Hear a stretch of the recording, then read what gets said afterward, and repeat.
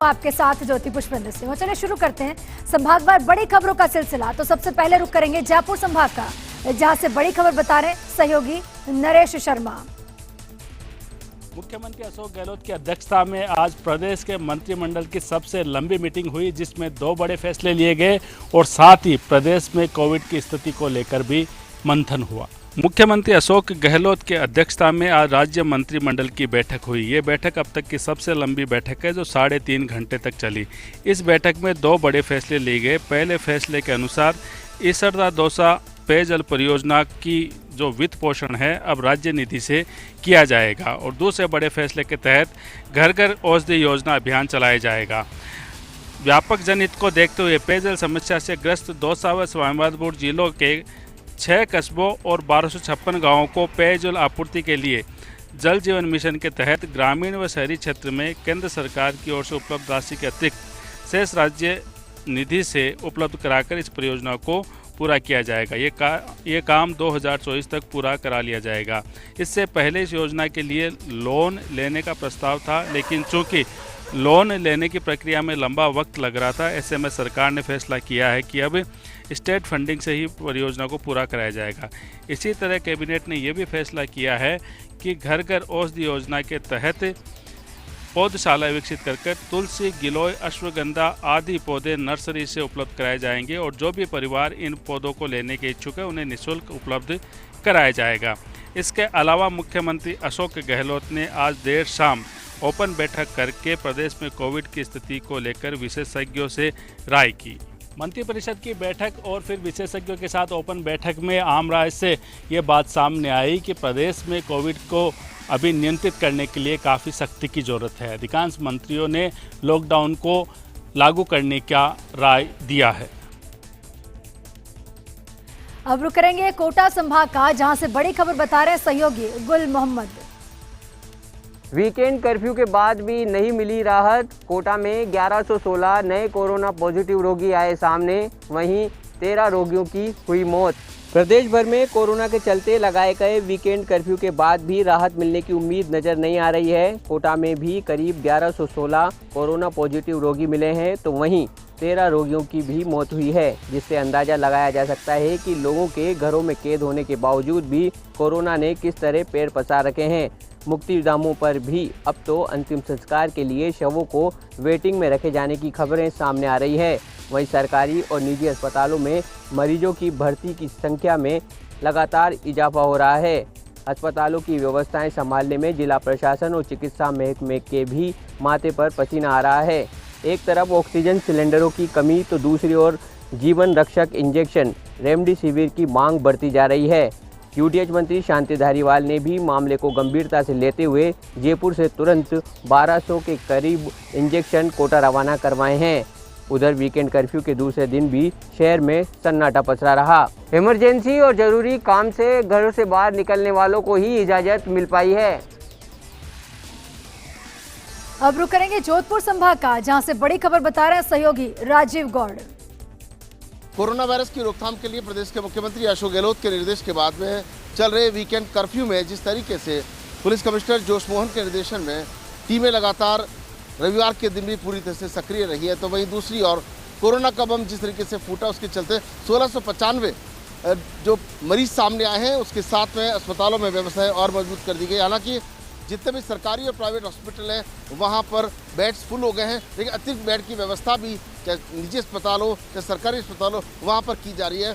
जोधपुर के जिला कलेक्टर इंद्रजीत सिंह जहाँ लगातार अस्पताल के अधीक्षकों से लेकर के जो वरिष्ठ चिकित्सक हैं उनसे मॉनिटरिंग कर रहे हैं, तो वही संभाग की स्थिति को कंट्रोल करने के लिहाज से संभागीय डॉक्टर राजेश शर्मा और आईजी नवज्योति गोगोई वो बराबर नज़र बनाए हुए हैं। उसके अलावा सबसे बड़ी बात यह है कि लोगों को अभी भी पूरी तरह से समझ नहीं आ रही है और इसीलिए कर्फ्यू के दौरान भी पुलिस के अधिकारियों और कर्मचारियों को काफ़ी समझाइश भी करनी पड़ी और सख्ती भी करनी पड़ी। लोग जब तक नहीं समझेंगे कि कोरोना भयानक रूप लेता जा रहा है, तब तक हालात ऐसे ही बने रहेंगे, कोरोना के मरीज बढ़ते जाएंगे। लिहाजा लोगों से बार बार यही अपील की जा रही है कि वो कोरोना को ध्यान में रखते हुए कहीं न कहीं जिस तरीके से मास्क लगाए, सैनिटाइजर की पालन लगाने के साथ में नियमों की पालन करें। अब देख रहे हैं कि इस पूरे हालात को पूरी तरह से सरकार नियंत्रण करने की कोशिश कर रही है, लेकिन आमजन इस पर कितना साथ देता है।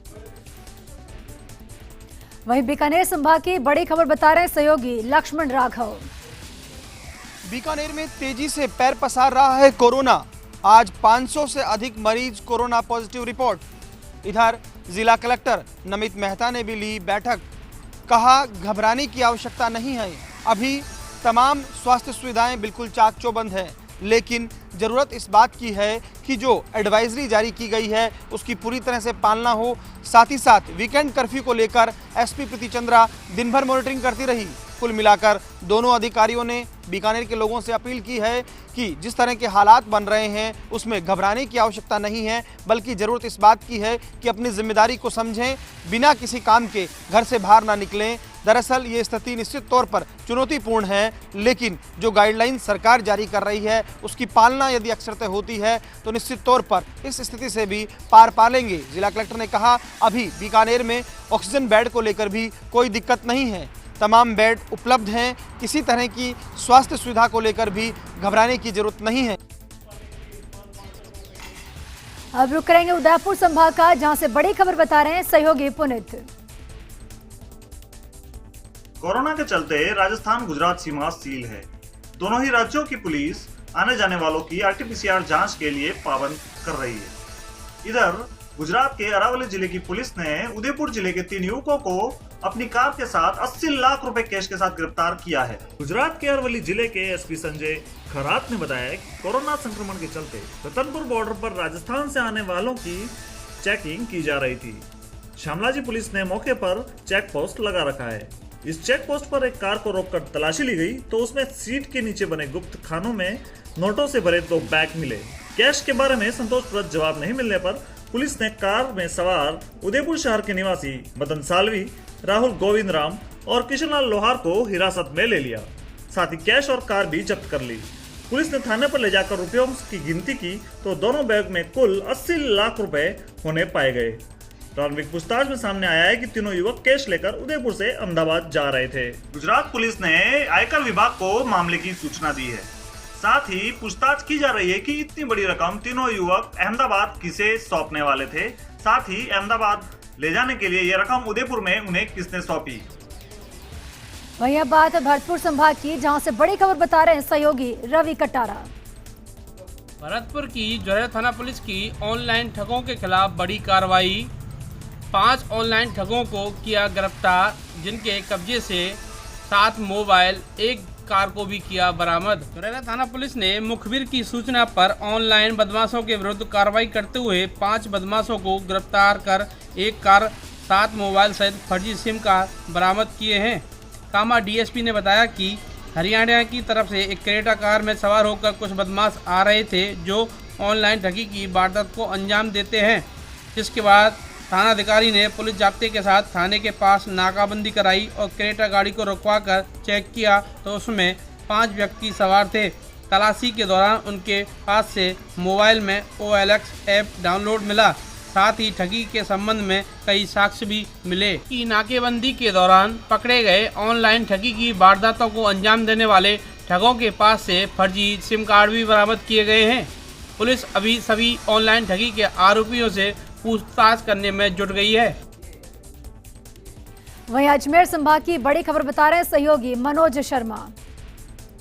टोंक जिले में नहीं थम रहा है कोरोना मरीजों की बढ़ने का सिलसिला। आज भी 102 नए मरीज आने से चिकित्सा विभाग में चिंता की रेखाएं खिंच गई हैं, क्योंकि अब टोंक जिले में 722 एक्टिव केसेस हैं, जिससे कि स्वास्थ्य विभाग की चिंताएं बढ़ गई हैं और जिला प्रशासन ने भी कोरोना से निपटने के लिए कमर कस ली है। गत दिनों जिला कलेक्टर चिन्मयी गोपाल ने सादत अस्पताल का दौरा किया था और कोरोना बीमारी से निपटने के लिए चिकित्सा विभाग की सुविधाओं को देखा था, जहां अव्यवस्थाएं मिलने पर उनको दुरुस्त करने के भी निर्देश दिए थे। साथ ही 3 भवनों को चिन्हित कर लिया है। जहां तक टोंक जिले की बात की जाए तो टोंक शहर और नेवाई कस्बा भी कंटेनमेंट जोन बनता जा रहा है, क्योंकि यहां दिन प्रतिदिन मरीजों की संख्या बढ़ती जा रही है। वहीं राज्य सरकार के आदेश के बाद वीकेंड कर्फ्यू काफ़ी असरकारक देखने को मिला, क्योंकि व्यापारियों ने भी अपना समर्थन दिया और अपने अपने प्रतिष्ठान नहीं खोले, जिससे कि कह सकते हैं कि एक राहत भरी बात आने वाले दिनों में देखी जा सकती है।